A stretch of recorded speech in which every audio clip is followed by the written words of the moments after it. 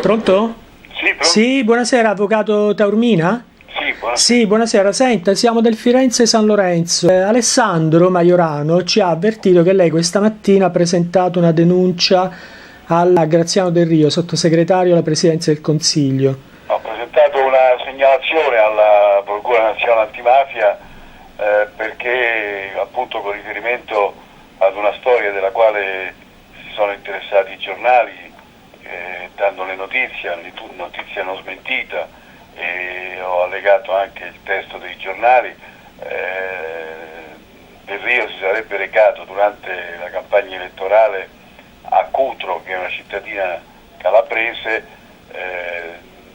per seguire una processione religiosa, tenendo conto appunto che si trattava di una manifestazione che in qualche modo coinvolgeva tutti gli ambienti del luogo, e siccome in quel momento era in corso la campagna elettorale e c'è una grossa comunità di Cutro trasferita da sempre a Reggio Emilia, nel Reggiano in genere, dove Del Rio era candidato, allora è parsa strano che si andasse a questo paesino a fare questo tipo di presenza nel corso di una manifestazione religiosa alla quale potevano partecipare tutti, e quindi però nessuno mai si è preoccupato di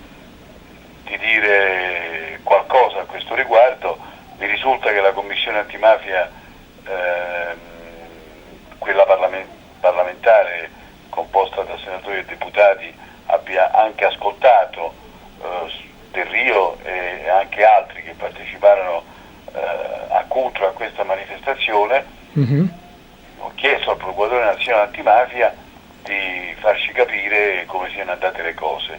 Tutta la storia si colloca in una vicenda nella quale è stato coinvolto il padre del calciatore Iaquinta, Sì. l'ex calciatore della Juventus, l'ex campione del mondo, tanto per intenderci. Mm-hmm. E il padre del campione del mondo aveva fatto una richiesta alla prefettura di Reggio Emilia per essere inserito nella cosiddetta white list, cioè una lista che serviva per poter partecipare ad appalti pubblici, e invece gli era stata respinta perché si ravvisavano non comportamenti ma semplicemente parentele dalle quali peraltro Iaquinta è totalmente distante.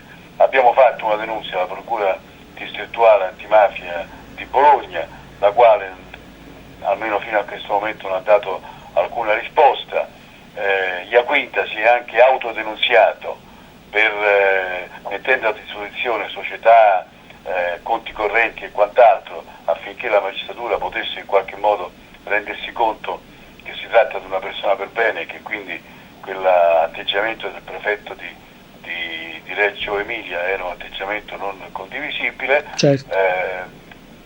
Stando così le cose e stanti i danni incredibili che Iaquinta ha avuto per effetto di questo comportamento della prefettura, allora chiedo alla Procura Nazionale Antimafia di farci capire se Del Rio andò lì per fare omaggio al nostro Signore, che peraltro sta in tutti i luoghi, quindi non sta soltanto a Cutro, Certo. oppure se la comunità di Cutro, trasferita e presente massicciamente in Reggio Emilia, sia stata in qualche modo galvanizzata Mm-hmm. dalla sua presenza a quella manifestazione religiosa. Quindi lei presume ci sia un fatto di scambio di favori, scambio di voti o qualcosa del genere? Allora io dico questo, io innanzitutto non so come siano andate le cose, e le cose devono essere accertate dall'autorità giudiziaria.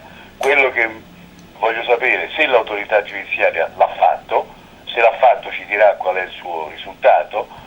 Se l'autorità giudiziaria non l'ha fatto, dovrà farlo, perché è giusto che tutti i cittadini rispondano di quello che fanno violando la legge